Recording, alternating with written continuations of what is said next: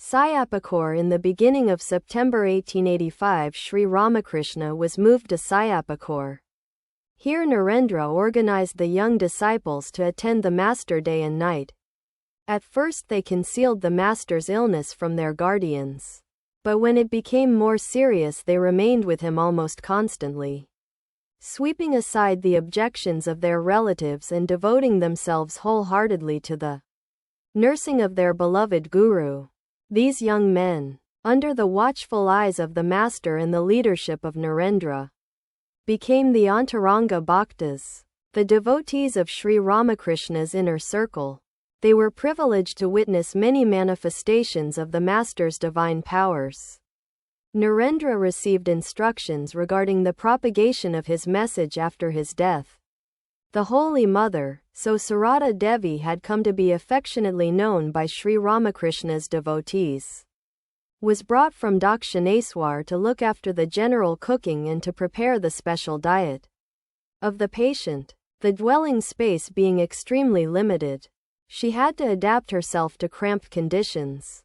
At 3 o'clock in the morning she would finish her bath in the Ganges and then enter a small, covered place on the roof, where she spent the whole day cooking and praying.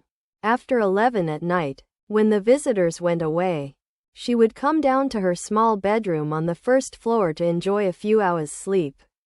Thus she spent 3 months, working hard, sleeping little, and praying constantly for the master's recovery. At Syampukur the devotees led an intense life. Their attendance on the master was in itself a form of spiritual discipline. His mind was constantly soaring to an exalted plane of consciousness. Now and then they would catch the contagion of his spiritual fervor. They sought to divine the meaning of this illness of the master, whom most of them had accepted as an incarnation of God. One group, headed by Gurish with his robust optimism and great power of imagination, believed that the illness was a mere pretext to serve a deeper purpose. The master had willed his illness in order to bring the devotees together and promote solidarity among them. As soon as this purpose was served, he would himself get rid of the disease. A second group thought that the Divine Mother, in whose hand the master was an instrument, had brought about this illness to serve her own mysterious ends. But the young rationalists, led by Narendra, refused to ascribe a supernatural cause to a natural phenomenon. They believed that the master's body, a material thing, was subject, like all other material things, to physical laws. Growth, development, decay, and death were laws of nature to which the master's body could not but respond.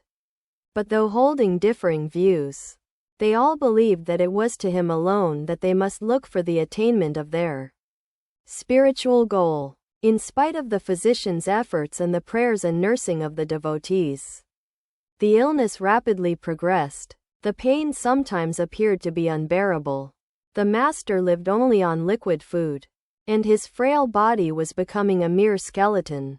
Yet his face always radiated joy, and he continued to welcome the visitors pouring in to receive his blessing.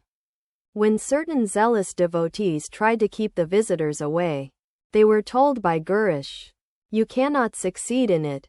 He has been born for this very purpose, to sacrifice himself for the redemption of others." The more the body was devastated by illness,